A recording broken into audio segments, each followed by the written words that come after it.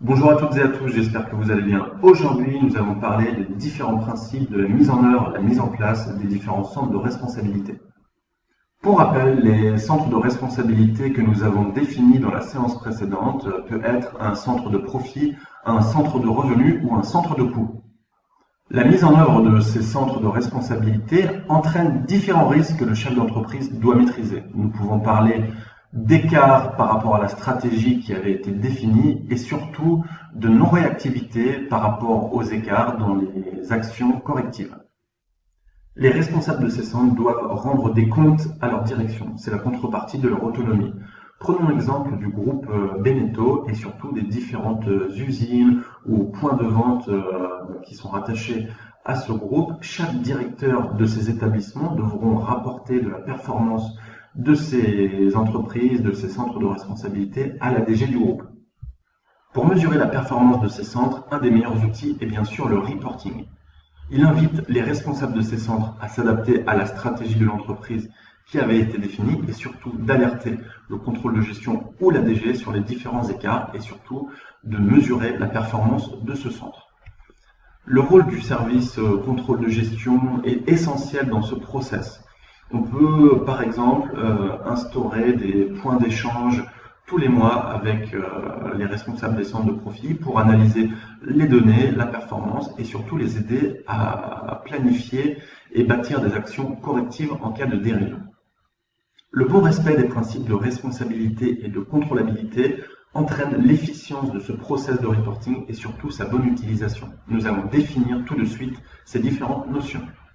Le principe de responsabilité définit le fait que le responsable ou le dirigeant du centre de profit est responsable de l'ensemble des facteurs pour lesquels il a le pouvoir d'agir. En résumé, il a quasiment les mêmes responsabilités qu'un chef de PME avec toutes les contraintes et toute l'autonomie que cela engendre. Ce principe permet notamment de responsabiliser le dirigeant du centre de responsabilité. Du coup, pour mesurer la performance du responsable du centre, nous englobons l'ensemble des éléments qui lui sont délégués. Restons sur l'exemple du groupe Beneteau. Le dirigeant d'un point de vente de bateaux sera responsable des coûts de la masse salariale qu'il engage pour les ventes de bateaux et également des coûts de la gestion de ses stocks. Pour simplifier ce process, de nombreuses entreprises optent pour la non prise en compte des éléments bilanciels qui ne sont pas de la responsabilité du centre et du coup n'apparaîtront pas dans les reportings. Les dirigeants ou responsables de centres de responsabilité seront uniquement jugés sur les éléments d'exploitation, c'est-à-dire les comptes 6 et 7, le résultat. Nous pouvons prendre l'exemple de la mesure de la santé financière d'un centre de responsabilité qui peut être analysé au travers du fonds de roulement ou du besoin en fonds de roulement. C'est des éléments bilanciels et ces indicateurs ne figurent pas ou que très rarement dans les reportings et du coup ne sont pas de la responsabilité du centre. Pourtant, ces éléments ont un impact assez conséquent sur la performance d'un centre de responsabilité sur du moyen et sur du long terme. Nous pouvons prendre l'exemple des créances irrecouvrables ou la dépréciation des stocks. Tout à l'heure, je parlais des coûts de stockage d'un point de vente. Effectivement, le coût du stockage, c'est-à-dire le gardiennage par exemple, peut être impacté dans le compte de résultat, mais la dépréciation des stocks n'apparaîtra que sur du moyen ou sur du long terme. Parlons maintenant du principe de contrôlabilité. Ce principe de contrôlabilité définit le fait que le responsable ou le dirigeant d'un centre de responsabilité est tenu responsable uniquement des éléments qu'il peut contrôler. Le but managérial de ce principe de contrôlabilité est bien sûr de renforcer sa motivation, puisqu'il ne sera jugé que sur des éléments où il a la main, et également jouera sur l'implication de ses dirigeants, notamment dans les organisations avec des primes sur objectifs calculées sur le résultat, ou sur la maîtrise des charges ou le dépassement du chiffre d'affaires. Pour résumer, la performance des dirigeants des centres de responsabilité ne peuvent pas être amputés des frais que ces responsables ne maîtrisent pas.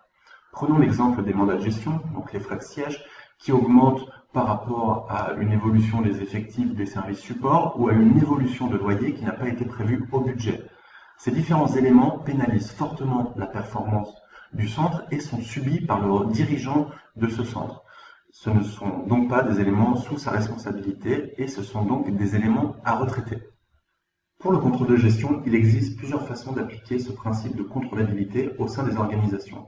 Tout d'abord, la non prise en compte des éléments non contrôlables. La manière la plus efficace de respecter ce principe est de retenir ou d'enlever dans les calculs de contribution des centres de responsabilité les éléments qui ne sont pas de la responsabilité du dirigeant.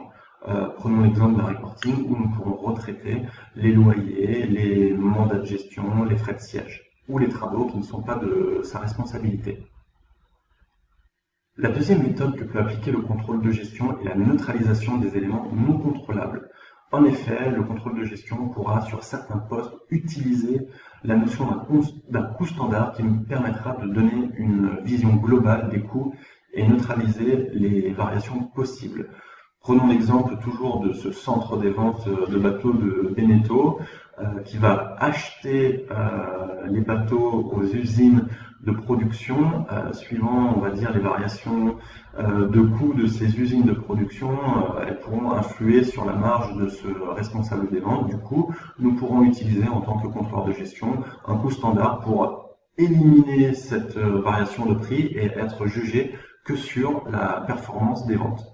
Dans l'exemple où le résultat d'un centre de responsabilité ne sera pas atteint par le dirigeant, ce dernier pourra demander à sa direction, à sa hiérarchie, à l'aide du contrôleur de gestion, de retraiter les différents éléments qu'il n'a pas maîtrisés ou qu'il ne peut pas maîtriser pour n'être jugé que sur sa propre performance. Comme évoqué en début de vidéo, le meilleur moyen de mesurer la performance d'un centre ou d'un dirigeant d'un centre est le reporting. Au sein des entreprises, le reporting est composé de différentes informations. C'est un instrument de pilotage pour les managers. Il comprend ou peut comprendre des données sur l'activité, le chiffre d'affaires, le résultat ou la masse salariale. Ces informations financières sont souvent complétées par des données de qualité et des données opérationnelles. Les reportings servent à mesurer la performance du centre de responsabilité et du responsable du centre. Il existe deux grandes familles de reporting. Tout d'abord, le reporting légal. Il a pour principe de donner des informations aux partenaires externes de l'entreprise. Et c'est une obligation pour les entreprises cotées. Il sera construit en respectant les différentes normes comptables en vigueur et sera une consolidation des données de toutes les entités du groupe. Ces données comptables sont complétées par des informations sur la performance financière des entreprises du groupe. Je vous invite à regarder les publications des groupes cotés. Je vous ai mis en lien celui de LNA Santé, mais vous pouvez également aller regarder celui de Beneteau ou Thales, ce qui peut donner une information sur les différentes informations qui sont fournies ou sur les différents tableaux. La deuxième grande famille de reporting est le reporting de gestion. Et c'est là, en tant que contrôleur de gestion, où vous allez intervenir. Ce reporting est à usage interne et est de construction libre par l'entreprise et par le contrôleur de gestion. Ces sources de données sont principalement la comptabilité de gestion et les différents échanges avec les services. Pour rappel, en France, la comptabilité financière et la comptabilité de gestion sont des process bien distincts dans les entreprises. Mais depuis quelques années, nous assistons à un rapprochement de ces deux comptabilités pour avoir une vision beaucoup plus opérationnelle et surtout un reflet plus réel de terrain. Je vous ai mis comme exemple un reporting de gestion avec l'intégration des éléments financiers d'un centre de profit d'une clinique privée.